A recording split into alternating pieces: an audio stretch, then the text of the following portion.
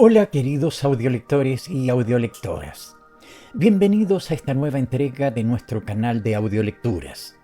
Hoy nos sumergimos en la compilación de cuentos número 27 de Guy de Maupassant, un autor que no deja de sorprendernos con su maestría narrativa y su capacidad para explorar los rincones más profundos de la condición humana.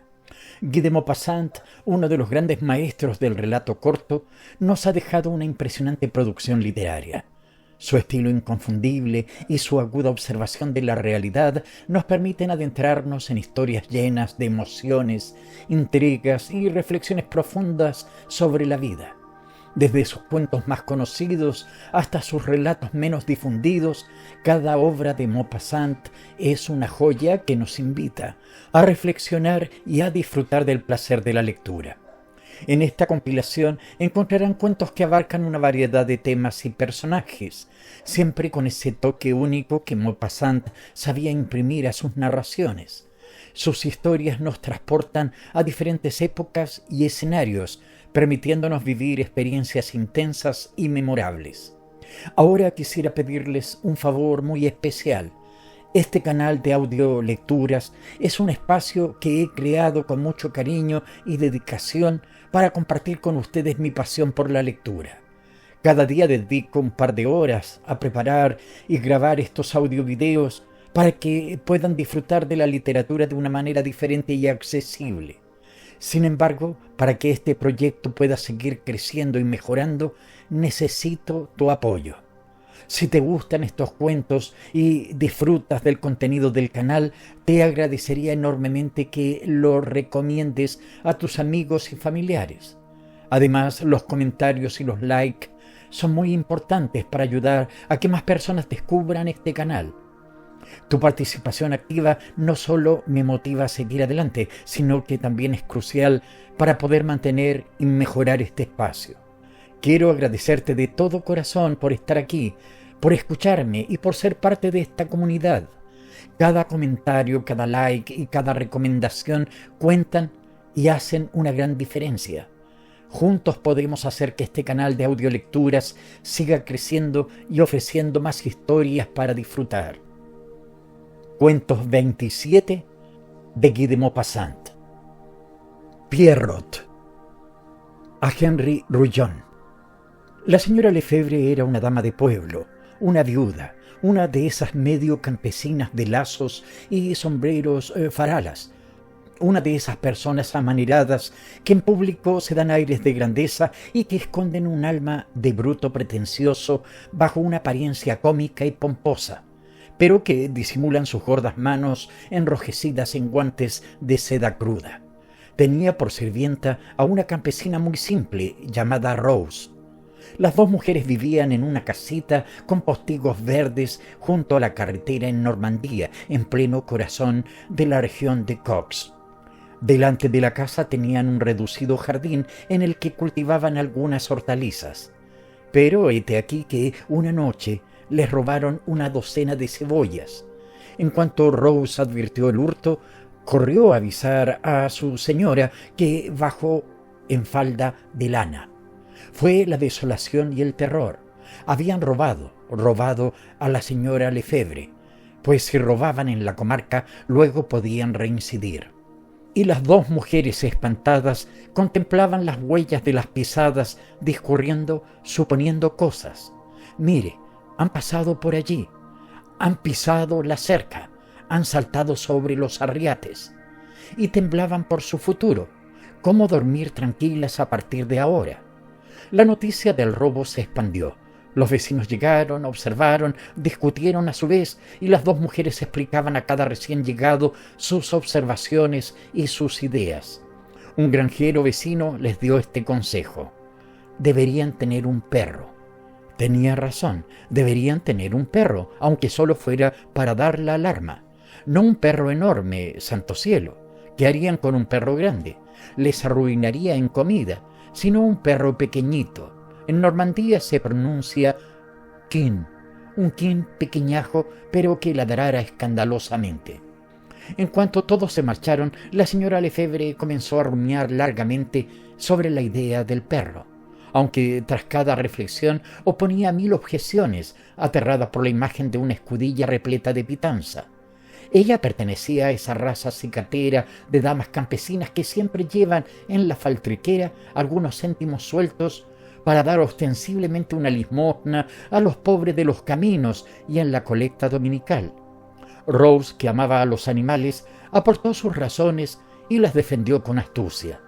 Decidieron pues tener un perro chiquitito. Iniciaron la búsqueda, pero no encontraban más que perros grandes, de esos que engullían tanta sopa que ellas se estremecían de terror. El tendero de Roleville tenía un perro, uno pequeñito, pero exigía el pago de 2 francos para cubrir los gastos de la crianza. La señora Lefebvre declaró que estaba dispuesta a alimentar a un quin, pero no a comprarlo. Ahora bien, el panadero, sabedor de los acontecimientos, les llevó una mañana en su coche un extraño animalito de color amarillento, casi sin patas, con cuerpo de cocodrilo, cabeza de zorro y una cola en forma de trompeta, un verdadero penacho, tan grande como todo el resto de su figura. Un cliente quería deshacerse de él. La señora Lefebvre encontró bastante aceptable a este gosque inmundo que no costaba nada. Rose lo besó, luego preguntó cómo se llamaba. El panadero respondió: Pierrot. Lo acomodaron en una vieja caja de jabón y le dieron primero agua para beber. La bebió. Luego le ofrecieron un pedazo de pan. Lo comió.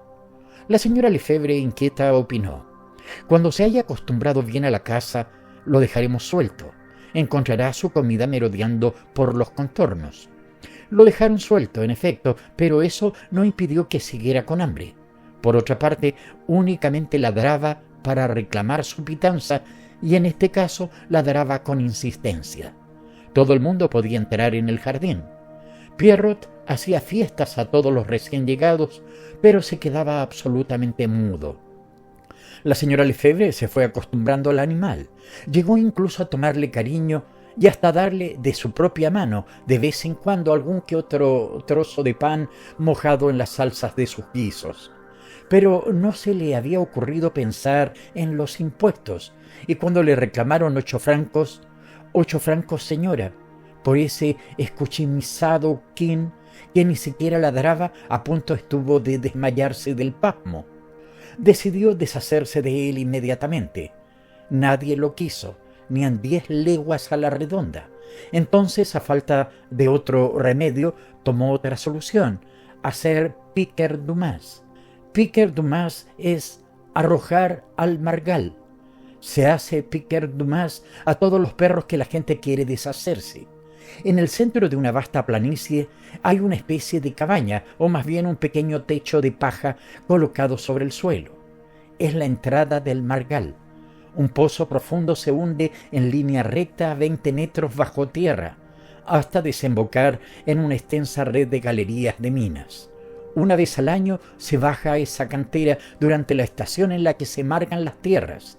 El resto del tiempo sirve de cementerio para los perros condenados, y a menudo, cuando se pasa cerca del orificio, aullidos lastimeros, ladridos furiosos o desesperados, llamadas desgarradoras suben hasta uno. Los perros de los cazadores y de los pastores huyen espantados de las inmediaciones de ese agujero de gemidos, y cuando uno se asoma a él, sale de allí una pestilenta olor a podredumbre. Unos dramas horrendos se consuman en la oscuridad. Cuando un animal agoniza, tras 10 o 12 días en el fondo, alimentado por los restos inmundos de sus predecesores, un nuevo animal más grande, posiblemente más vigoroso, es precipitado de nuevo. Están ahí solos, hambrientos, los ojos refulgentes. Se observan, se siguen, vacilan ansiosos, pero el hambre les apremia. Se atacan, luchan encarnizadamente durante largo rato, y el más fuerte se come al más débil, lo devora vivo. Cuando decidieron piquer du mas a Pierrot, buscaron a un ejecutor. El peón caminero que arreglaba la carretera pidió 10 céntimos por la encomienda. Eso pareció extremadamente exagerado a la señora Lefebvre. El aprendiz de albañil del vecino se contentaba con 5 céntimos. Era aún demasiado. y Rose sugirió que lo mejor era llevarlo ellas mismas, porque así no sería maltratado durante el camino ni alertado de su suerte. Decidieron pues llevarlo ellas mismas al anochecer. Aquella noche le dieron una buena sopa con un dedo de mantequilla. La engulló hasta la última gota, y como movía la cola de contento, Rose lo puso en su delantal. Marchaban a grandes zancadas como dos merodeadoras a través de la planicie. Pronto avistaron el margal y lo alcanzaron. La señora Lefebvre se asomó para escuchar si algún animal gemía. No, ninguno. Pierrot estaría solo. Entonces Rose, que lloraba, lo besó, luego lo arrojó por el agujero y las dos se inclinaron, el oído atento. Primero oyeron un ruido sordo, luego el lamento agudo desgarrador de un animal herido, luego la sucesión de pequeños aullidos de dolor, luego llamadas desesperadas, súplicas de perro que imploraba con la cabeza levantada hacia la abertura. Ladraba, oh, cómo ladraba.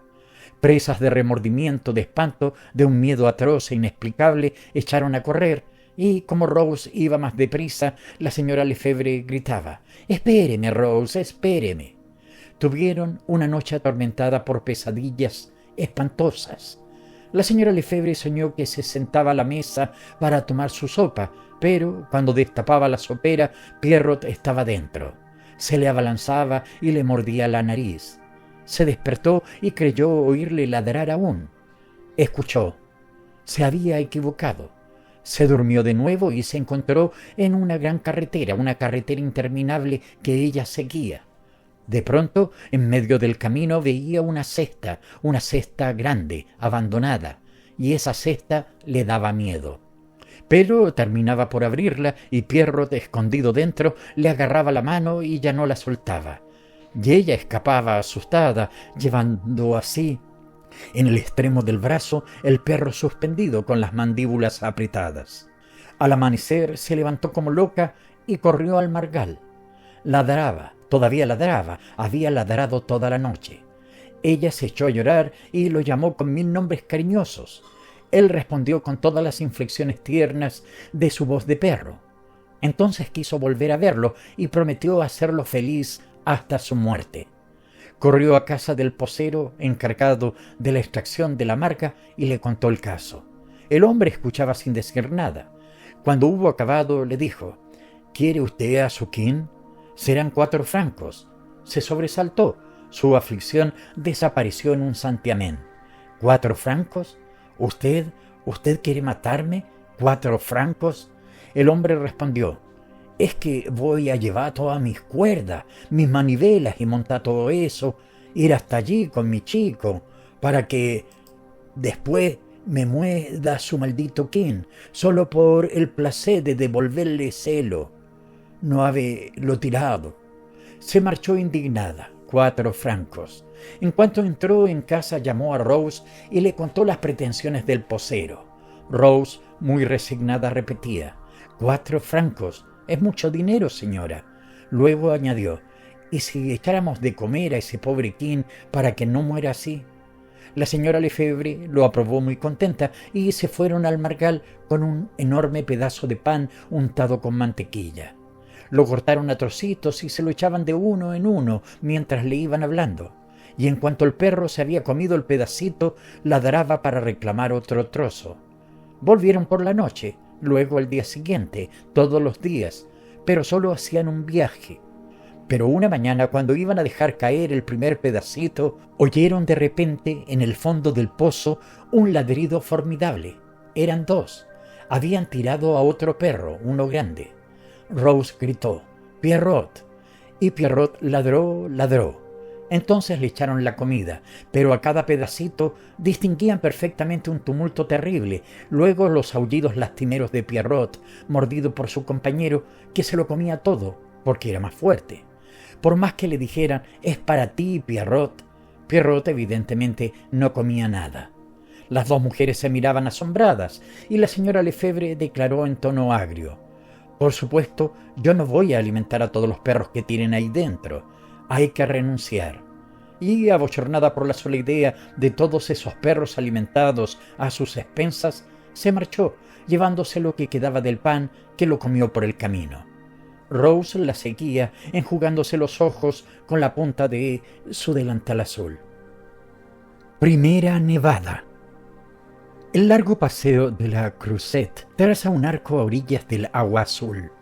Allá a la derecha, en la lejanía, el Esterel se adentra en el mar, tapando la vista y cerrando el horizonte con el hermoso decorado meridional de sus numerosos picos extraños y puntiagudos. A la izquierda, las islas de Saint-Marguerite y Saint-Honorat, tendidas sobre las aguas, muestran su dorso cubierto de abetos. Y a lo largo del amplio golfo, a lo largo de las altas montañas asentadas alrededor de Cannes, la blanca multitud de villas parece dormida bajo el sol. Se ven a lo lejos las casitas luminosas, diseminadas por las faldas de los montes, como pequeñas manchas de nieve sobre el oscuro verdor. Las que están más cerca del agua abren sus verjas sobre el amplio paseo bañado por las olas tranquilas. Hace buen tiempo. Es un tibio día de invierno, apenas traspasado por algún soplo de frescor. Por encima de los muros de los jardines se ven los naranjos y los limoneros llenos de frutos dorados.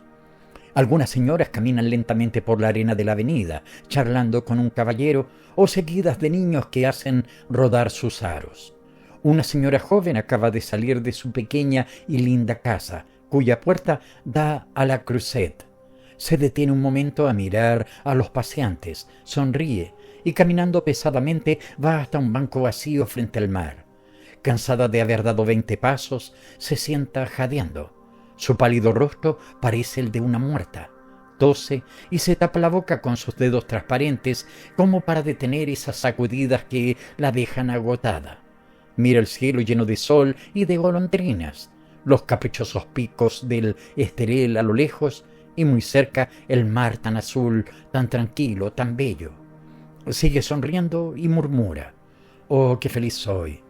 Sin embargo, sabe que va a morir, que no volverá a ver la primavera, que dentro de unos años, a lo largo del mismo paseo, esas mismas personas que desfilan ante ella vendrán otra vez a respirar el aire tibio de esta dulce región, con sus niños un poco más crecidos, con el corazón siempre lleno de esperanzas, de ternuras, de felicidad, mientras que, sepultada en un ataúd de roble, la pobre carne que todavía le queda hoy habrá empezado a pudrirse, dejando solo sus huesos envueltos en el vestido de seda que ha escogido como mortaja. Ella ya no estará. Todas las cosas de la vida continuarán por otros. Para ella, todo habrá acabado para siempre. Ella ya no estará. Sonríe y respira con todas sus fuerzas, con sus pulmones enfermos, los hálitos perfumados de los jardines, y se queda pensativa. Empieza a recordar. La casaron hace ahora 4 años con un hidalgo normando. Era un joven fuerte, barbudo, encendido, ancho de hombros, corto de ideas y de humor alegre. Los emparejaron por intereses de fortuna que ella nunca llegó a conocer. De buena gana hubiera dicho no. Dijo sí con un movimiento de cabeza para no contrariar a su padre y a su madre. Era parisina, risueña, llena de alegría de vivir. Su marido se la llevó a su mansión de Normandía. Era un vasto edificio de piedra rodeado de grandes árboles, muy viejo. Un alto macizo de abetos tapaba el horizonte que se veía desde la fachada. A la derecha se abría un calvero que dejaba ver la desnuda llanura que se extendía hasta las granjas lejanas. Por delante de la valla pasaba un camino que llevaba a la carretera, que estaba a 3 kilómetros de allí. Oh, lo recuerdo todo: su llegada, el primer día en su nuevo hogar y luego su vida retirada. Cuando bajó del coche, miró el vetusto edificio y declaró riendo: «No es muy alegre que digamos». Su marido se echó a reír también y contestó: «Va, todo es acostumbrarse. Ya lo verás. Yo no me aburro nunca aquí». Aquel día pasaron el tiempo entre besos y caricias y a ella no se le hizo demasiado largo. Al día siguiente hicieron lo mismo, entregados a sus efusiones amorosas. Toda la semana se les pasó realmente volando. Luego ella se ocupó de organizar la casa. Aquello duró todo un mes. Ocupada en tareas insignificantes y, sin embargo, absorbentes, se le iban pasando los días, uno tras otro. Iba aprendiendo el valor y la importancia de las pequeñas cosas de la vida. Descubrió que es posible interesarse por el precio de los huevos, que cuestan unos céntimos más o menos según la época del año. Era verano. Iba al campo para ver segar. La alegría del sol alimentaba la de su corazón. Llegó el otoño. Su marido empezó a salir de casa. Salía por la mañana con sus 2 perros, Medor y Mirza. Ella entonces se quedaba sola, aunque no le entristecía la ausencia de Henry. No es que no lo quisiera, pero no lo echaba de menos. Cuando volvía, eran los perros el principal objeto de su ternura. Todas las noches los cuidaba con afecto maternal, los acariciaba sin parar, les prodigaba 1000 apelativos cariñosos que jamás se le hubiera ocurrido dar a su marido. Él le contaba invariablemente cómo había ido la caza, nombraba los lugares en los que había encontrado perdices. Se extrañaba de no haber encontrado liebres en los campos de trébol de Joseph Ledentu, o bien se mostraba indignado por el comportamiento de Monsieur Le Chapelier de El Havre, que seguía constantemente las lindes de sus tierras para disparar a las piezas que había levantado él, Henry de Parville. Ella contestaba: sí, realmente no está bien, mientras pensaba en otra cosa. Llegó el invierno normando, frío y lluvioso. Interminables aguaceros caían sobre las pizarras del gran tejado puntiagudo, levantado como una ola hacia el cielo. Los caminos parecían río de cieno, el campo una llanura de cieno, y no se oía más ruido que el del agua al caer, no se veía más movimiento que el vuelo arremolinado de los cuervos que se desplegaban como una nube, caían sobre algún campo y luego se marchaban otra vez. Hacia las 4, un ejército de sombríos animales volado venía a posarse sobre las grandes hayas que crecían a la izquierda de la mansión, lanzando gritos ensordecedores. Durante casi una hora revoloteaban de copa en copa, parecían pelearse, graznaban, ponían una negra agitación en el ramaje grisáceo. Ella los miraba cada tarde, con el corazón encogido, completamente traspasada por la lúgubre melancolía de la noche que iba cayendo sobre las tierras desiertas. Luego llamaba para que le trajeran la lámpara y se acercaba al fuego. Quemaba montones de leña sin llegar a calentar las inmensas habitaciones invadidas por la humedad. Tenía frío todo el día, en todas partes, en el salón, durante las comidas, en su alcoba. Le parecía que tenía el frío metido en los huesos. Su marido solo venía a cenar porque cazaba constantemente, o bien se ocupaba de las simientes, de las labranzas, de todas las faenas del campo. Volvía contento, lleno de barro, se frotaba las manos y declaraba: «¡Qué tiempo más asqueroso!» O bien: «¡Qué gusto estar al lado del fuego!» O a veces preguntaba: «¿Qué contamos hoy? ¿Estás contenta?» Era feliz, sano, no deseaba nada, no soñaba en nada diferente a aquella vida sencilla, saludable y tranquila. Hacia diciembre, cuando llegaron las nieves, ella sufrió tanto a causa del aire glacial de la mansión, de la vieja mansión que parecía haberse enfriado con los siglos, como los hombres con los años, que pidió una tarde a su marido: «Mira, Henry, deberías hacer instalar aquí un calorífero. Eso secaría las paredes. Te aseguro que no puedo entrar en calor en todo el día». Al principio, él se quedó atónito ante aquella extravagante idea de instalar un calorífero en su mansión. Le hubiera parecido más natural servir la comida a sus perros en vajilla de plata. Luego lanzó con toda la fuerza de sus pulmones una formidable carcajada, repitiendo: «¿Un calorífero aquí? ¿Un calorífero aquí? Menuda broma». Ella insistía: «Te aseguro que se hiela uno, querido. Tú no te das cuenta porque estás siempre moviéndote, pero se hiela uno». Él contestó sin dejar de reír: «Bah, todo es acostumbrarse, y además eso es estupendo para la salud. Te encontrarás mucho mejor. No somos parisinos diantre para vivir encima de las brasas. Para vivir encima de las brasas. Y además la primavera está a punto de llegar». Hacia principios de enero le sobrevino una gran desgracia.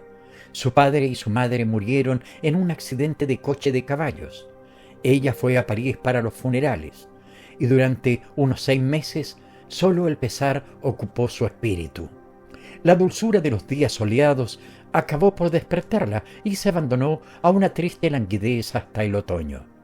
Cuando volvió el frío, se encaró por vez primera con el sombrío porvenir. ¿Qué iba a hacer? Nada. ¿Qué iba a ocurrirle de ahora en adelante? Nada. ¿Qué ilusión, qué esperanza podría reanimar su corazón? Ninguna. Un médico al que habían consultado había declarado que ella no tendría nunca hijos. El frío, más crudo y aún más penetrante que el año anterior, la hacía sufrir continuamente. Acercaba a las llamas sus manos estremecidas. El fuego resplandeciente le quemaba el rostro, pero un aliento helado parecía deslizarse por su espalda, penetrar entre la carne y la tela, y temblaba de pies a cabeza. Innumerables corrientes de aire parecían haberse instalado en los aposentos, corrientes de aire vivas, astutas, encarnizadas como enemigos. Las sentía constantemente. Le soplaban sin cesar su odio pérfido y helado sobre su rostro, sobre sus manos, sobre su cuello. Volvió a hablar otra vez del calorífero, pero su marido la oyó como si hubiera pedido la luna. La instalación de semejante artefacto en Parville le parecía tan imposible como el descubrimiento de la piedra filosofal. Un día que fue a Rouen a resolver un asunto, le trajo a su mujer una bonita estufa de cobre a la que llamaba en broma un calorífero portátil, y juzgó que aquello bastaría para que de allí en adelante no volviese a tener frío. Hacia finales de diciembre ella comprendió que no podría seguir viviendo así y preguntó tímidamente una noche mientras cenaban: «Dime, querido, ¿no vamos a pasar 1 o 2 semanas en París antes de la primavera?» Él se quedó estupefacto. ¿En París? ¿En París? ¿Pero para qué? Pues no, claro que no. Estamos muy bien aquí, en casa. A veces tienes cada idea. Ella balbuceó: «Así nos distraeríamos un poco». Él no entendía nada. ¿Qué es lo que necesitas para distraerte? ¿Teatro, reuniones, cenas? Sin embargo, sabías de sobra al venir aquí que no debías esperar ese tipo de distracciones. Ella vio un reproche en aquellas palabras y en el tono con que habían sido pronunciadas. Se calló. Era tímida y dulce, sin rebeldías y sin voluntad. En enero volvió el frío con violencia. Luego la nieve cubrió la tierra. Una tarde, mientras miraba cómo se desplegaba alrededor los árboles el gran torbellino de los cuervos, se echó a llorar sin poder evitarlo. Su marido entraba en ese momento y preguntó muy sorprendido: «¿Pero qué es lo que te pasa?» Él era feliz, completamente feliz. Jamás había soñado con otra vida, con otros placeres. Había nacido en aquella triste región, había crecido en ella. Allí se sentía bien, en su casa, a gusto tanto física como espiritualmente. No comprendía que se pudiera desear que sucediera algo, que se pudiera estar sediento de renovadas alegrías. No entendía que a ciertos seres no les pareciera natural quedarse en el mismo sitio durante las 4 estaciones. Parecía ignorar que la primavera, el verano, el otoño, el invierno ofrecen a multitud de personas nuevos placeres en nuevas regiones. Ella no podía contestar nada y se secaba los ojos apresuradamente. Al fin balbuceó desesperada: Estoy un poco triste, me aburro un poco». Pero se quedó aterrorizada de haber dicho aquello y añadió inmediatamente: «Y además, tengo un poco de frío». Ante estas palabras él se irritó. «Ah, ya, otra vez tu idea del calorífero. Pero diantre, si no has tenido ni un constipado desde que estás aquí». Llegó la noche. Ella subió a su habitación porque había exigido tener un dormitorio separado. Se acostó. Hasta en la cama tenía frío, pensaba. ¿Será así siempre, siempre hasta la muerte? Y pensaba en su marido. ¿Cómo había podido decirle aquello? «No has tenido ni un constipado desde que estás aquí». Entonces era preciso que se pusiera enferma, que tosiera, para que él se diera cuenta de su sufrimiento, y se llenó de indignación, de una indignación exasperada de persona débil y tímida. Era preciso que tosiera. Entonces él tendría compasión de ella, seguro. Pues bien, tosería. Él la oiría toser. Habría que llamar al médico. Iba a ver su marido. Iba a ver. Se había levantado con las piernas desnudas, descalza, y una idea infantil la hizo sonreír. Quiero un calorífero y lo tendré. Toseré tanto que no tendrá más remedio que instalar uno. Y se sentó casi desnuda en una silla. Esperó 1 hora, 2 horas, tiritaba, pero no se resfriaba. Entonces se decidió por los grandes recursos. Salió de su habitación sin ruido, bajó las escaleras, abrió la puerta del jardín. La tierra, cubierta de nieve, parecía muerta. Adelantó bruscamente su pie descalzo y lo hundió en aquella espuma ligera y helada. Una sensación de frío, dolorosa como una herida, le llegó hasta el corazón. Sin embargo, adelantó la otra pierna y se puso a bajar los peldaños lentamente. Luego avanzó a través del césped, diciéndose: iré hasta los abetos. Iba despacio, jadeando, perdiendo el aliento cada vez que hacía penetrar sus pies descalzos en la nieve. Tocó con la mano el primer abeto, como para convencerse a sí misma de que había cumplido hasta el final su proyecto. Luego volvió. Por 2 o 3 veces creyó que iba a desplomarse. Hasta tal extremo se sentía entumecida y agotada. Antes de entrar en casa, sin embargo, se sentó en aquella espuma gélida e incluso recogió un poco para frotarse el pecho con ella. Luego volvió y se acostó. Al cabo de 1 hora, le pareció que tenía un hormiguero en la garganta. También le corrían hormigas a lo largo de sus miembros. Sin embargo, durmió. Al día siguiente tosía y no pudo levantarse. Tuvo una fluxión en el pecho. Deliró y en su delirio pedía un calorífero. El médico exigió que se instalara uno. Henry cedió, pero con una repugnancia irritada. No pudo curarse. Los pulmones habían sido afectados profundamente y se temía por su vida. Si se queda aquí, no llegará hasta que empiecen los fríos, dijo el médico. La mandaron al sur.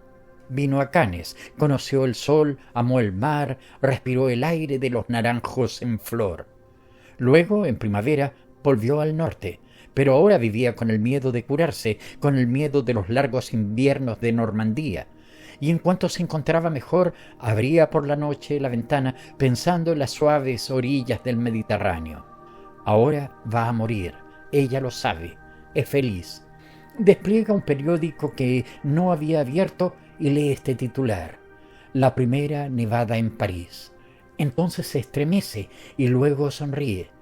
Mira allá el Esterel teñido de rosa por el sol poniente. Mira el vasto cielo azul, tan azul, el vasto mar azul, tan azul, y se levanta. Y luego vuelve a casa con paso lento, deteniéndose solo para toser, porque se ha quedado demasiado tiempo fuera y ha sentido frío, un poco de frío. Se encuentra con una carta de su marido. La abre sin dejar de sonreír y lee: Querida mía, espero que estés bien y que no eches demasiado de menos nuestra hermosa región. Desde hace algunos días tenemos una buena helada que anuncia nieve. Yo adoro este tiempo y ya te imaginarás que me guardo mucho de encender tu maldito calorífero. Deja de leer, completamente feliz ante la idea de que al fin ha obtenido su calorífero. Su mano derecha, que sostiene la carta, cae lentamente sobre las rodillas mientras se lleva a la boca la mano izquierda, como para calmar la terca tos que le desgarra el pecho. Recuerdo. ¿Cuántas memorias de mi juventud despierta la suave caricia del sol? Hay una edad en que todo es bueno, agradable, alegre, seductor. ¿Cómo embriagan los recuerdos amorosos de primaveras pasadas? ¿Habéis olvidado, viejos camaradas, hermanos míos, aquellos años venturosos en los cuales nuestra vida fue un triunfo constante y una carcajada continua? ¿Olvidasteis los días de vagancia en torno de París? nuestra esplendorosa pobreza, nuestros paseos a través de los bosques, nuestras borracheras de aire y de luz en las orillas del Sena y nuestras aventuras de amor tan sencillas y encantadoras. Quiero referir una de aquellas aventuras. Tiene 12 años de fecha y me parece que ya envejeció. Tan vieja me parece que se dibuja en el otro extremo de mi vida, cuando en el último recodo ya descubro el final de mi viaje. Yo tenía entonces 25 años. Era nuevo en París, donde acababa de instalarme, disputando un destinillo en un ministerio, y los días de fiesta me aparecían como extraordinarias dichas, aun cuando nada se me ofrecía en ellos de sorprendente. Hoy, para mí, todos los días son fiesta, pero quisiera volver a los tiempos en que solo tenía una fiesta por semana. ¡Qué días tan dichosos, con 6 francos para derrochar en ellos! Me desperté muy temprano con la sensación de libertad que también conocen los oficinistas. Una sensación de redención, de reposo, de tranquilidad, de independencia. Abrí la ventana. Hacía un tiempo admirable. El cielo azul que cubría la ciudad estaba lleno de sol y de golondrinas.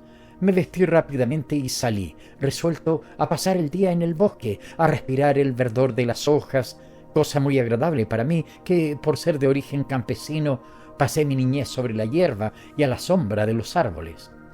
París despertaba alegre, sumergido en el templado ambiente y en la espléndida luz.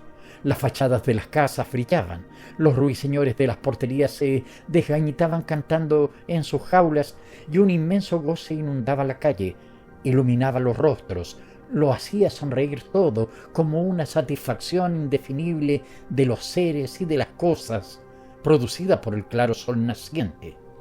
Me acerqué al Sena para embarcarme en la golondrina, que debía conducirme a Saint-Claude.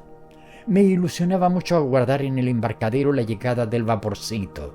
Me hacía la ilusión de partir hacia países nuevos y maravillosos, al fin del mundo. Lo veía aparecer bajo el segundo puente y acercarse con su penacho de humo, haciéndose mayor cada vez hasta que tomaba, engrosado también por la imaginación, apariencias de un buque transatlántico. Se arrimaba al embarcadero y de un salto me ponía yo sobre cubierta. Se llenaba de gentes domingueras, vestidas con trajes lúcidos, con cintas de colores brillantes y rostros arrebolados. Yo me colocaba en la proa, en pie, viendo cómo dejábamos atrás los muelles, los árboles y las casas. De pronto se nos ofrecía el gran viaducto del Pont de Jour, que parece cerrar el río. Era el fin de París, el principio de la campiña, y detrás de la doble fila de arcos se ensanchaba el Sena como si le devolvieran allí espacio y libertad, recobrando su carácter de río plácido que baña llanuras, corre al pie de colinas frondosas, atraviesa campos y bordea bosques.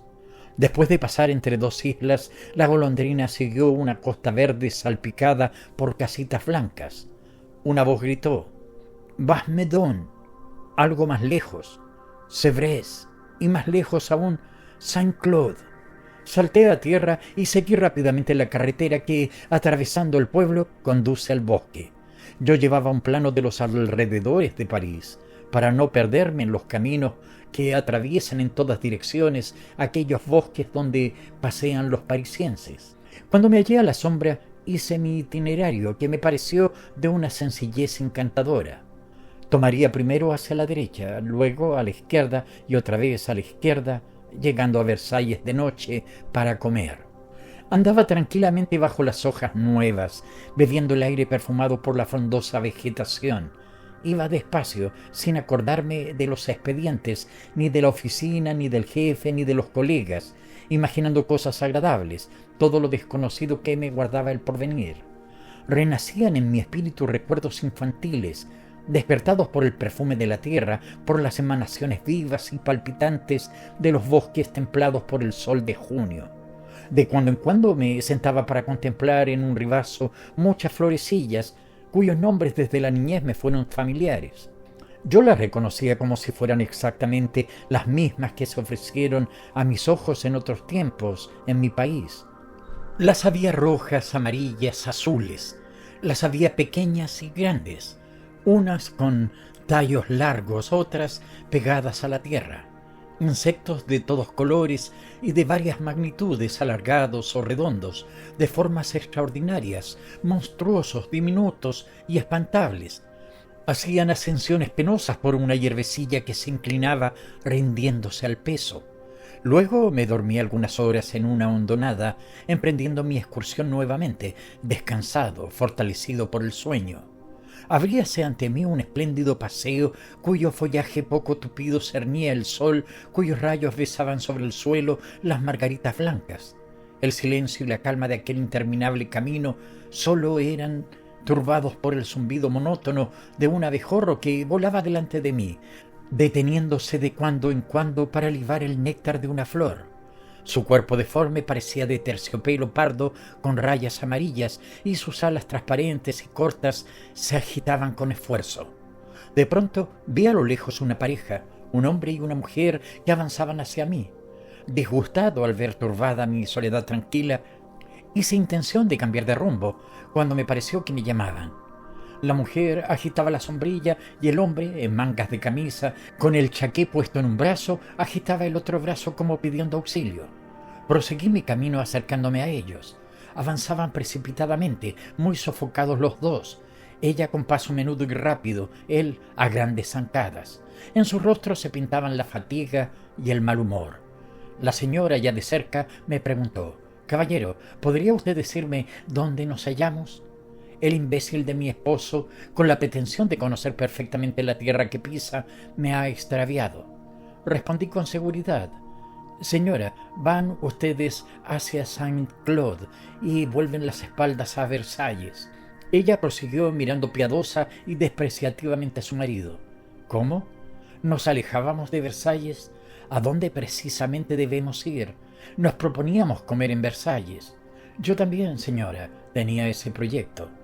Ella repitió muchas veces, acompañando sus palabras con un movimiento de hombros: «Dios mío, Dios mío, Dios mío», con este tono de soberano desprecio que usan las mujeres para expresar su exasperación. Era joven y muy bonita, morena, con una sombra de bozo en el labio. El hombre sudaba y se pasaba el pañuelo por la frente. Parecían un matrimonio modesto de la clase media. El marido estaba desolado, aterrado, quebrantado, y balbuceó: «Recuerda que tú fuiste quien...». Ella no le dejó acabar, interrumpiéndole con esta rociada: «¿Yo? Es cierto, yo tengo la culpa. Yo he querido embarcarme sin tener noticias del camino, confiando en hallar siempre salida. Yo he guiado hacia la derecha, por lo alto del ribazo, suponiendo reconocer el camino. Yo vine cargada con cachú». Como si de momento se volviera loco, el marido dio un grito penetrante, indescriptible, agudo, un grito de tal naturaleza que no hay en la lengua humana frase ni sonidos para describirlo y remedarlo. Pero la mujer no le atendió ni se conmovió, prosiguiendo: «No, hay personas tan estúpidas que pretenden saberlo todo. ¿Fui yo acaso el imbécil que tomó el año pasado el tren de Dieppe en vez de tomar el del Havre? ¿Fui yo por ventura? ¿Era yo quien apostaba que Le Tourneau vivía en la calle de los Mártires? ¿Y era yo quien a ciencia y paciencia negaba que Celestino fuese ladrón?».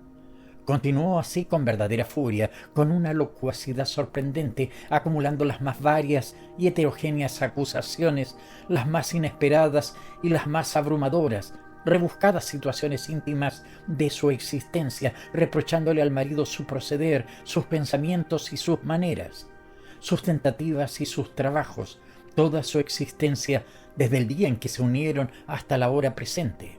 Él trató de contenerla, de calmarla, balbuciendo: «Pero repara, todo es inútil. Este caballero... das un espectáculo. Lo que dices no puede interesarle». Dirigía sus ojos contristados hacia la espesura del bosque, como si quisiera medir sus profundidades misteriosas y tranquilas, para lanzarse a su centro, escapar, desaparecer, ocultarse a todas las miradas, y de cuando en cuando lanzaba otro grito prolongado y agudo. Supuse que sería una costumbre nerviosa. La mujer, de pronto, dirigiéndose a mí, cambiando repentinamente de tono, dijo: «Si usted nos lo permite, caballero, iremos en su compañía. No sea que nos perdamos de nuevo y tengamos que dormir en el bosque». Me incliné aceptando respetuosamente. Apoyándose en mi brazo, me habló de mil cosas, de sus costumbres, de su familia, de su casa, de su comercio. Eran dueños de una guantería en la calle de San Lázaro. Su marido andaba en silencio, lanzando constantemente miradas de loco hacia la espesura del bosque y repitiendo con frecuencia su grito indescriptible y agudo. Al fin me atreví a preguntarle: «¿Por qué grita usted de tal modo?». Y respondió consternado y desesperado: «He perdido mi perro». «¿Cómo? ¿Ha perdido usted su perro?». «Sí, tiene 1 año solamente y no había salido nunca de la tienda. Quise traerlo para que se paseara por el bosque. No había visto jamás hierbas ni hojas y se ha puesto como loco. Echó a correr ladrando y desapareció en la espesura. Pudo influir también el miedo que pasó en el ferrocarril. Yo lo llamaba inútilmente. Se morirá de hambre, pobrecito». La mujer objetó sin mirar a su marido siquiera: «Si no le hubieses quitado la cadenita, lo tendríamos aquí. Lo has perdido por tonto, por lo que te suceden tantas cosas desagradables». Él murmuró tímidamente: «¿Recuerda que tú fuiste?». La mujer se detuvo y, mirándole a los ojos como si hubiera querido arrancárselos, volvió a soltar por su boca infinitos reproches. Atardecía. El velo de bruma que baja sobre los campos a la hora del crepúsculo iba extendiéndose lentamente, y una emoción poética y dulce se mezclaba con la frescura singular y encantadora que se respira entre los árboles cuando se acerca la noche. De pronto el marido se detuvo, palpándose todos los bolsillos febrilmente. «Oh, me parece que...». La mujer le miraba desdeñosa. «¿Qué? Acaba». «Llevando el chaqué al brazo, parece que perdí la cartera con todo el dinero que traíamos». La mujer tembló de cólera, sofocada por la indignación. No faltaba más. Ya sería el colmo de la estupidez. ¿Es posible que me haya casado con un ser tan idiota? Si perdiste la cartera, búscala y haz todo lo necesario para encontrarla. Yo sigo hacia Versalles con este caballero. No te acompaño porque no me seduce dormir en el bosque». El marido murmuró: «Sí, me parece bien. ¿Dónde aguardarán ustedes?». Me habían recomendado un restaurante y le hice la indicación. El marido retrocedió inclinado, los ojos fijos en el suelo. Con frecuencia repetía su agudo grito. Al fin desapareció y aún se oían sus inimitables llamadas al perro perdido. Yo avanzaba con paso firme, dichoso en la dulzura del crepúsculo, llevando a aquella mujer del brazo, aquella desconocida que se apoyaba en mí. Buscando palabras galantes propias de la ocasión, estuve sin pronunciar ninguna, en silencio, turbado, encantado. Pero llegamos a un camino que se cruzaba con el paseo. A la derecha, en un valle, se alzaba un pueblecito. ¿Cuál sería? Pasaba un hombre. Le pregunté y me respondió: «Bougival». Volví a preguntarle, insistiendo: «¿Cómo, Bougival? ¿Está usted seguro?». «Ya lo creo, segurísimo». La mujer de mi brazo reía como una loca. Me ofrecía tomar un coche para llevarla a Versalles, pero ella me dijo: «De ninguna manera. Es muy gracioso el chasco. Además tengo mucho apetito. No me intranquilizo. Mi esposo no se desesperará y me veré libre de su compañía por algunas horas». Entramos en un restaurante a la orilla del agua y nos metimos en un gabinete particular. Ella se alegró con champaña, cantó, estuvo graciosísima, hizo toda clase de locuras y al fin la mayor de todas. Así gocé por vez primera las delicias del adulterio. Restos del naufragio. Me gusta el mar en diciembre, cuando los extranjeros se han marchado, pero me gusta, lógicamente, de un modo sobrio. Acabo de pasar 3 días en lo que se llama una ciudad costera. En el pueblo, tan lleno de parisinos, no hace mucho, tan ruidoso y alegre, no hay más que pescadores que pasan en grupo, caminando con pesadumbre, con sus grandes botas marineras, el cuello envuelto por la lana, llevando en una mano una botella de aguardiente y en la otra la linterna del barco.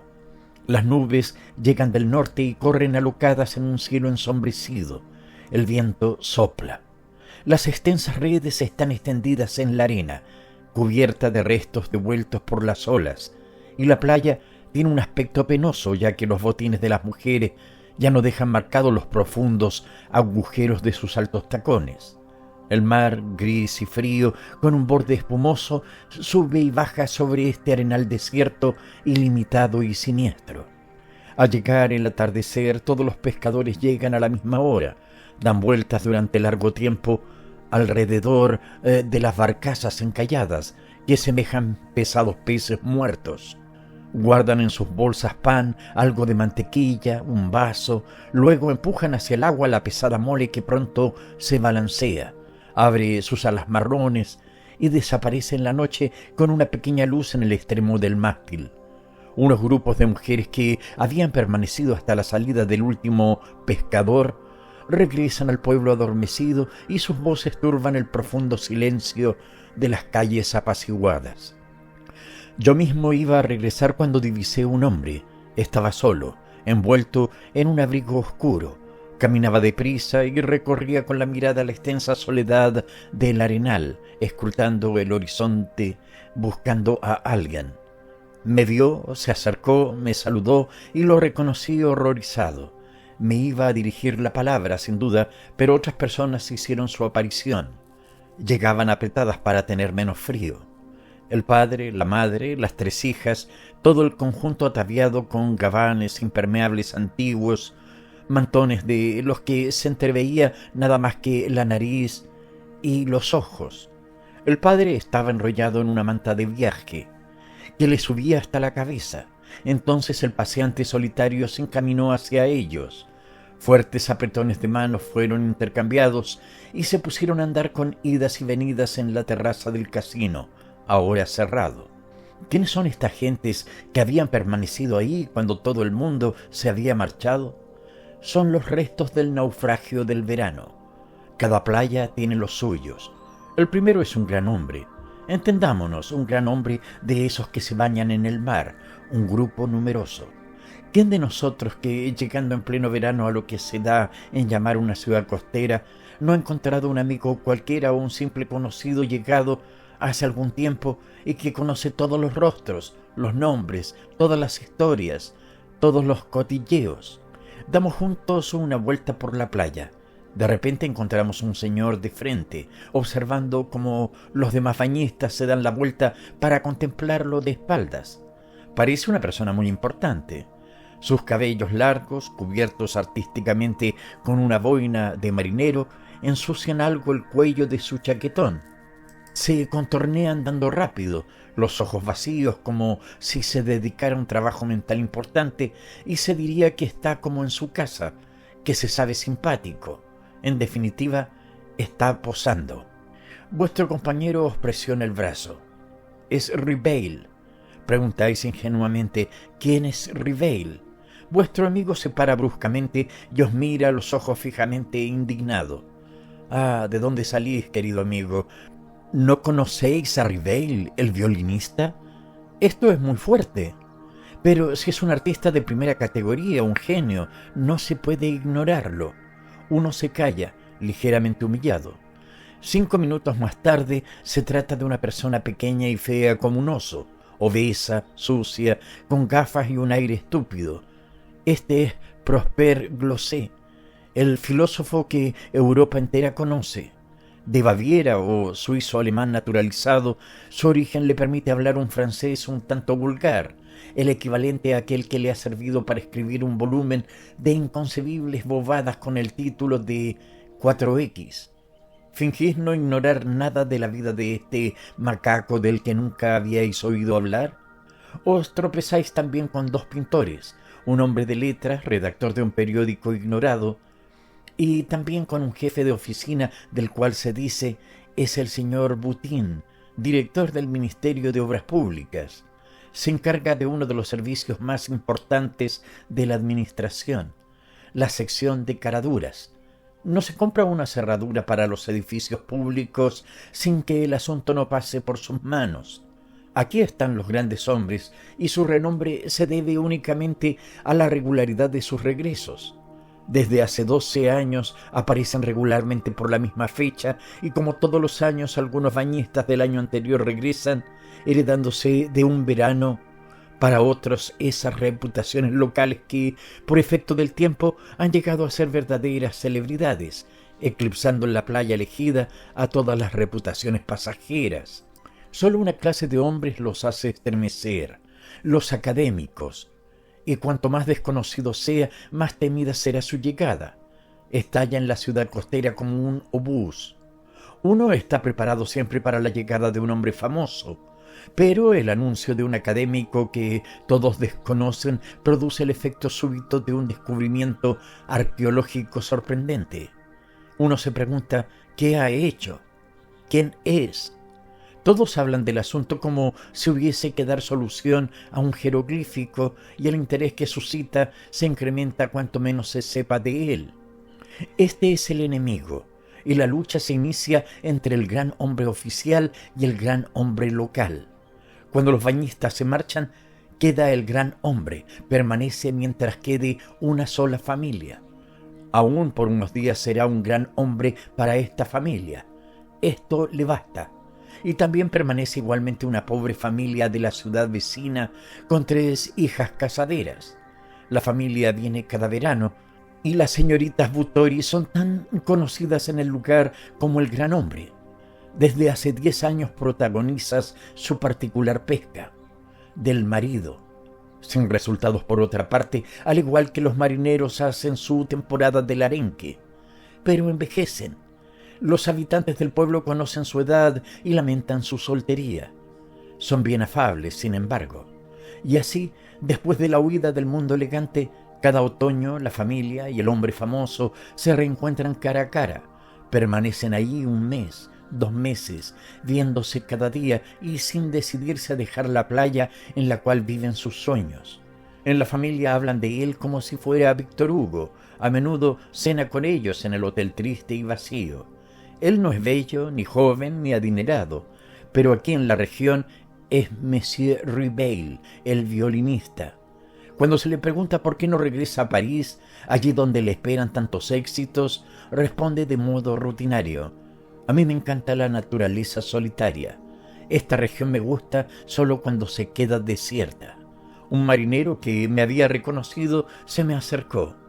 Después de hablarme de la pesca que no estaba en sus mejores momentos, que el arenque se había vuelto escaso en aquellos parajes, que los de Terranova que habían regresado y de la cantidad de bacalao recogido, me mostró con un guiño a los paseantes y añadió: ¿sabe que Monsieur Ribeil se va a casar con la última de las señoritas Butori?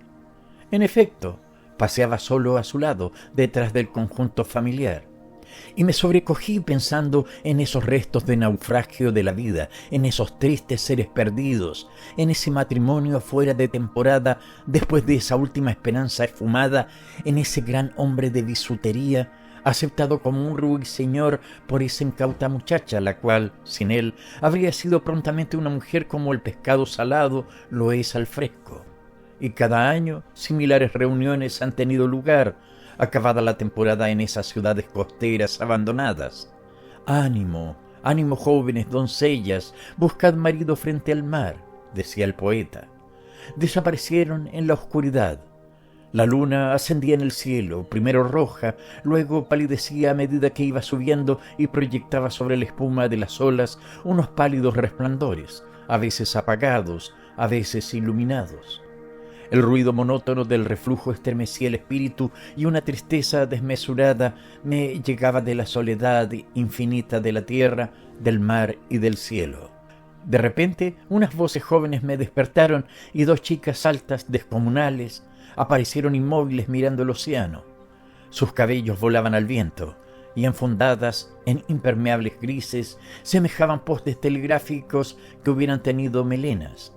Reconocí unas inglesas. De todos los restos del naufragio, esos son los más avaneados.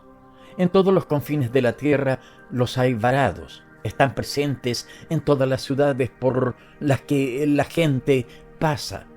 Se reían con su risa grave, hablaban alto con voces de hombres serios, y me preguntaba qué singular placer tienen estas chicas que uno encuentra por doquier en las playas desiertas, en los bosques profundos, en las ciudades ruidosas y en los grandes museos llenos de obras de arte. en experimentar la contemplación sin pausa de cuadros, monumentos de largos paseos melancólicos y olas algodonosas bajo la luna sin jamás llegar a comprenderlo totalmente. Rosalía Prudent. Tenía que haber en aquel caso un misterio que ni los jurados, ni el presidente, ni el fiscal mismo lograban desentrañar. La joven Rosalía Prudent, que servía en casa de los señores Barambot, de Mantes, quedó encinta sin que sus amos lo supieran y dio a luz en la guardilla de la casa, matando luego a su hijo y enterrándolo en la huerta. Era uno de tantos infanticidios cometidos por chicas de servir. Pero había un hecho inexplicable. El registro realizado en la habitación de Rosalía Prudent llevó al descubrimiento de un equipo completo para recién nacido, hecho con sus propias manos por Rosalía, que había empleado sus noches por espacio de 3 meses en cortarlo y coserlo. El dueño de la tienda, que le había vendido a cuenta de su salario las velas que le hicieron falta para llevar a cabo un trabajo tan largo, se presentó como testigo.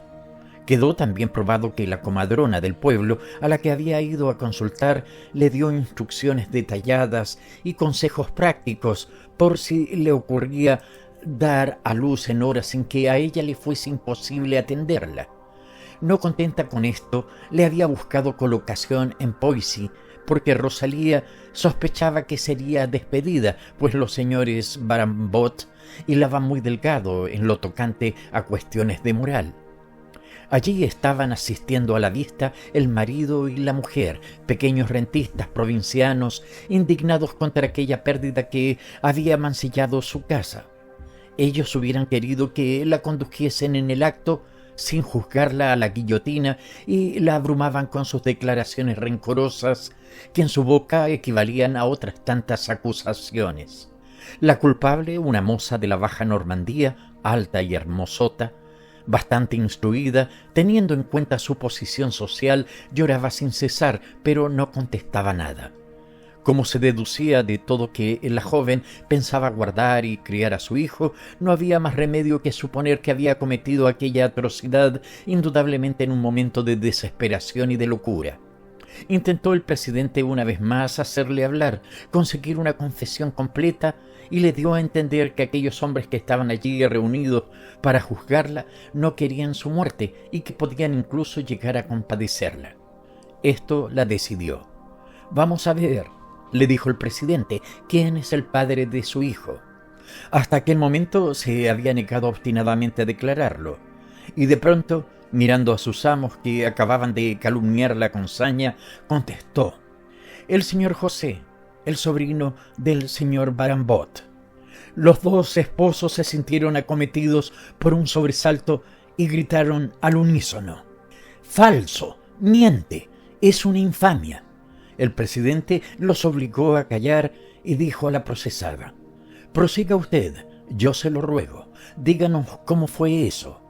Ella entonces rompió en un torrente de palabras, aliviando así la presión de su corazón, de su pobre corazón solitario y desgarrado, vertiendo su dolor, todo su dolor, delante de aquellos hombres severos, a los que hasta entonces había tomado por enemigos y jueces inflexibles.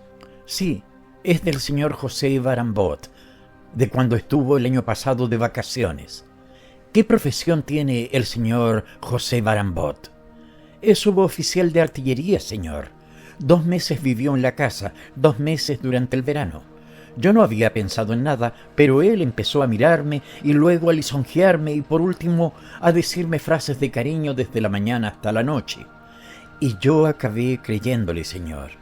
A fuerza de repetirme que era guapa, que era simpática, que le gustaba. También a mí me gustaba él, esa es la verdad. ¿Qué quiere usted? Cuando una está sola, tan sola como yo estoy, suenan bien estas cosas. Estoy sola en el mundo, señor. No tengo nadie con quien poder hablar, nadie a quien poder comunicar mis dificultades. Ni padre ni madre, ni hermano ni hermana, nadie. Cuando él empezó a hablarme, fue como si me hubiese resucitado un hermano, y una noche me pidió que bajase con él hasta la orilla del río para que charlásemos sin que nadie nos oyese. Yo fui. Después, qué sé yo, Me cogió de la cintura. Yo no quería, se lo aseguro, no quería, no quería. Pero no pude. Sentía ganas de llorar de tan suave que estaba la noche. Había un claro de luna. No pude, no, se lo juro, no pude, y él hizo lo que quiso. Así seguimos 3 semanas más, todo el tiempo que él estuvo. Yo le habría seguido hasta el fin del mundo. Se marchó por fin. Yo no sabía que estaba preñada. No lo supe hasta el mes siguiente. Rompió a llorar con tal fuerza que hubo que darle tiempo para que se repusiese, hasta que el presidente volvió a decir con el mismo tono de un sacerdote en el confesionario: «Vamos, continúe». Y la joven siguió hablando. Cuando me vi embarazada, fui a contárselo a la señora Boudin, que está ahí y que puede decirlo, y le pregunté cómo me las apañaría si no podía acudir ella. Y me puse a hacer el equipo noche a noche, trabajando hasta la 1 de la madrugada, y me busqué otra colocación porque sabía que sería despedida, pero quería estar en la casa hasta el último instante para economizar lo que pudiese, porque yo no dispongo de dinero y me haría falta para el pequeño. Siendo así, es que no tenía intención de matarlo. De seguro que no la tenía, señor. Y entonces, ¿por qué lo mató? Miren ustedes cómo fue. La cosa vino antes de lo que yo creía. Me acometió en la cocina cuando estaba acabando de fregar la vajilla. El señor y la señora Barambot estaban ya acostados. Subí con muchas fatigas agarrándome a la barandilla. Me tumbé en el suelo, encima de los ladrillos, para no estropear la cama.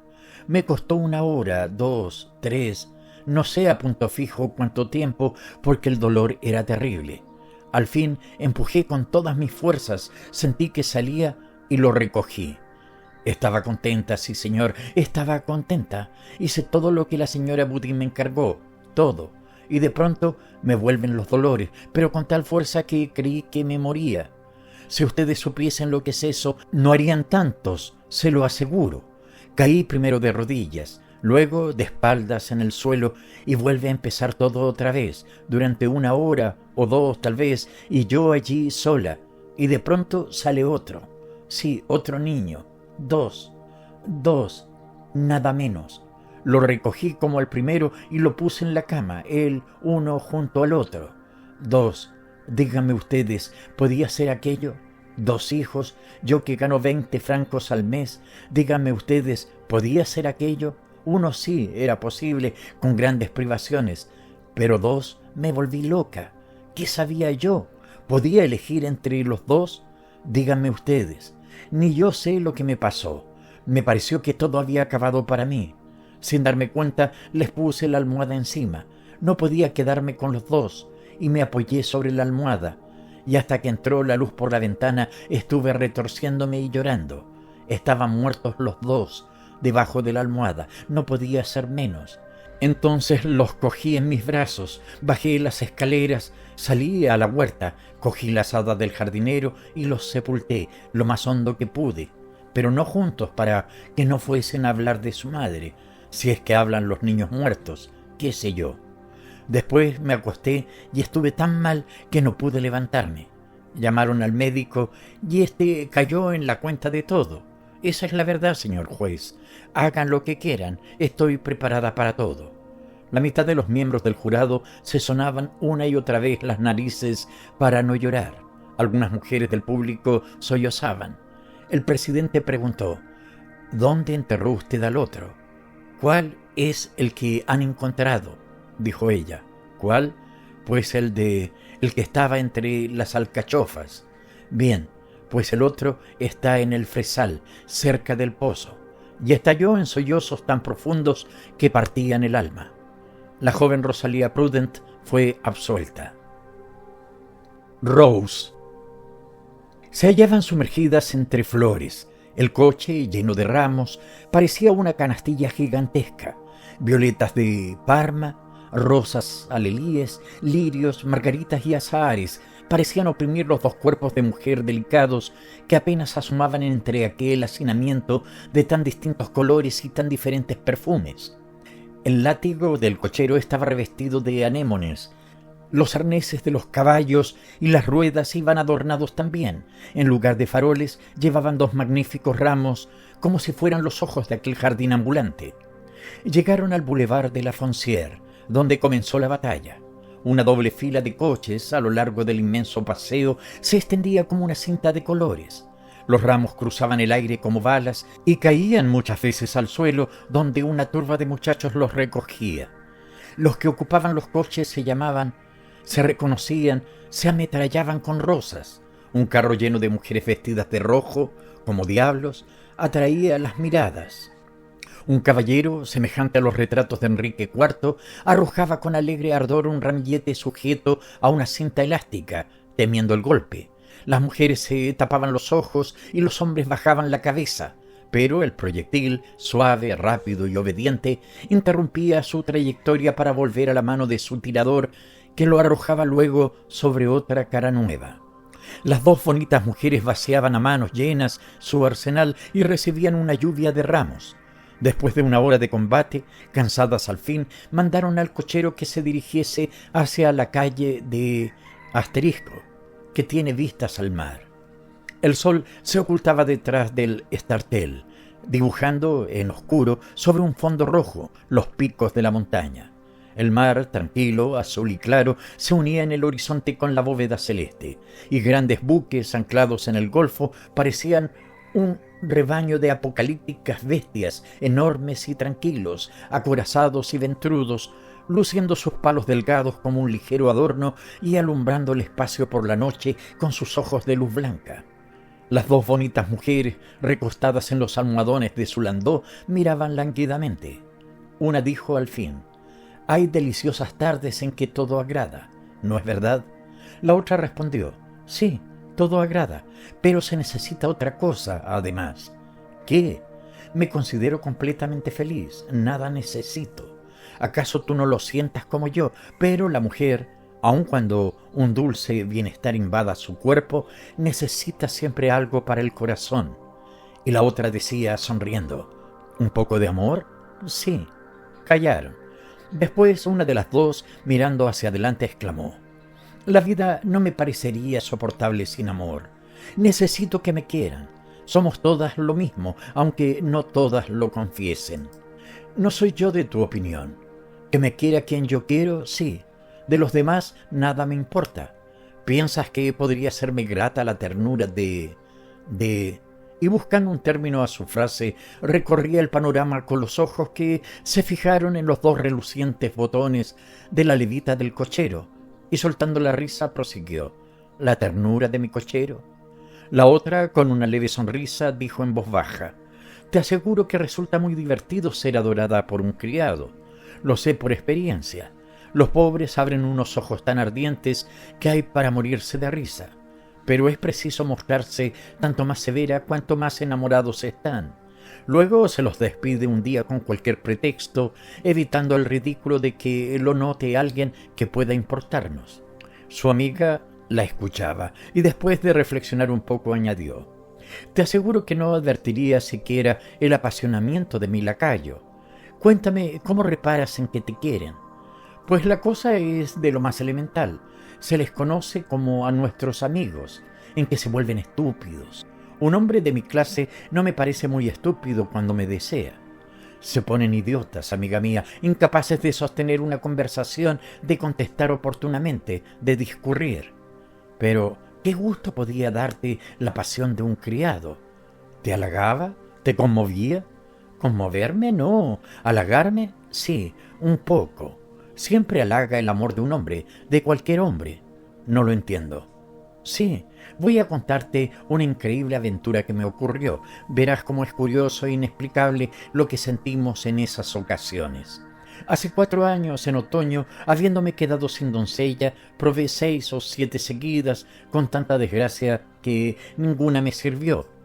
Leí entonces en los anuncios de un diario que deseaba colocación una joven que sabía coser, bordar, peinar y con buenos antecedentes. Además, también sabía el inglés. Dirigí una tarjeta al sitio indicado en el anuncio y al día siguiente la joven se presentó. Era bastante alta, delgada, pálida y con expresión tímida. Tenía grandes ojos negros y buen cutis. Me satisfizo su presencia.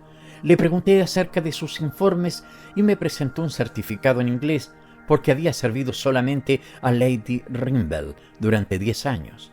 El papel decía que la joven salió de Londres por su voluntad para volver a Francia, que no había hecho nada punible durante su largo servicio y que sólo podía tachársela de un poco de coquetería francesa.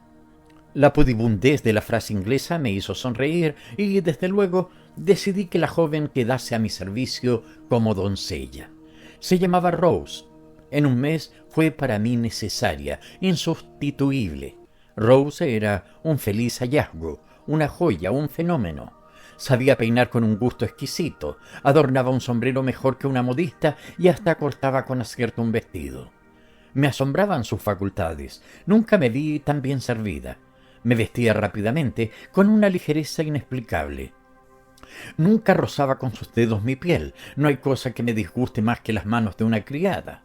Adquirí costumbres perezosas en exceso porque me agradaba que me vistiera y me desnudase de pies a cabeza, desde la camisa hasta los guantes, con tanto primor, aquella doncella que no hablaba jamás y que siempre se acaloraba un poco en esos quehaceres.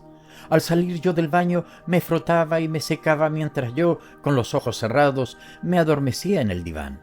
Llegó a parecerme, por su delicadeza, una señorita sin recursos. Pero una mañana el portero dijo que tenía que hablarme. Mi portero es un hombre de toda confianza, soldado viejo y antiguo servidor de mi marido. Se atragantaba como si fuese poco agradable lo que tenía que decirme. Al fin rompió. «Señora, en el portal aguarda el comisario de policía». Pregunté bruscamente: «¿Qué tenemos que ver con la policía?» «Quiere hacer un registro en el hotel». Indudablemente la policía es útil, pero yo la detesto. Me parece una profesión poco noble. Molesta por aquel recado intempestivo, dije: «¿Un registro? ¿A santo de qué? No entrará». El portero añadió: «Asegura que se oculta un criminal en esta casa». Esto me atemorizó y dio orden para que dejasen pasar al comisario. Era un hombre correcto. Me pidió 1000 perdones, me ofreció 1000 excusas y acabó asegurándome que había entre mi servidumbre un presidiario. Aquello me indignó. Le dije que yo respondía de la honradez de mis criados y los fui enumerando a todos. El portero, Pierre Curtin, viejo soldado. No es el que busco. El cochero, François Pingot, campesino, hijo de un arrendador de haciendas mías. Tampoco es él. Un mozo de cuadra, también labriego, hijo de labriegos y un lacayo que usted ha visto al entrar. No es ninguno de los que la señora nombra. Ya ve usted cómo vino engañado. Perdón, señora. Estoy seguro de no equivocarme. Como se trata de un criminal terrible, sería conveniente, para descubrirlo, que la señora me presentase a todos, absolutamente a todos, los que viven en su casa. Me parecía demasiada exigencia, pero accedí. Llamé a toda la servidumbre, mujeres y hombres. ¿No hay más? Una joven que no le parecerá, sin duda, un presidiario. ¿Puedo verla? Sí. Llamé a Rose, la cual se presentó al punto. Inmediatamente hizo el comisario una señal y 2 policías, que hasta entonces no vi, se precipitaron sobre mi doncella, oprimieron sus brazos y ataron sus manos con un cordel. Exaltada por semejante atropello, grité, quise defenderla. El comisario me detuvo con estas palabras: «Señora, su doncella es un hombre que se llama Jean-Nicolas Le Capet, condenado a muerte hace 3 años por asesinato y violación. Un indulto le alcanzó, reduciéndole a cadena perpetua. Se fugó del presidio hace 4 meses». Yo no lo creía. El comisario sonriente añadió: «Voy a dar a la señora una prueba. Tiene un tatuaje de colores en el brazo izquierdo». Le arremangaron y vi la señal. El comisario pronunció entonces una frase de mal gusto: «Conténtese usted con esta comprobación y no exija otras más terminantes». Y se la llevaron. Mira, lo que me indignaba no era el engaño ni el peligro en que me vi. No era tampoco la vergüenza de que un hombre me hubiese vestido y desnudado, secándome y frotándome tantas veces. Lo que me indignaba era una humillación de mujer. ¿Comprendes? No del todo.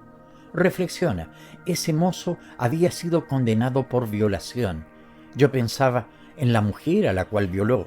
Aquello era humillante para mí, que le había tenido tan cerca siempre, que me había visto desnuda tantas veces, que me había envuelto en la sábana sin... ¿Comprendes ahora? La otra no respondía. Miraba con una fijeza singular los dos brillantes botones de la levita del cochero, y en sus labios se dibujaba una sonrisa de esfinge propia de una mujer.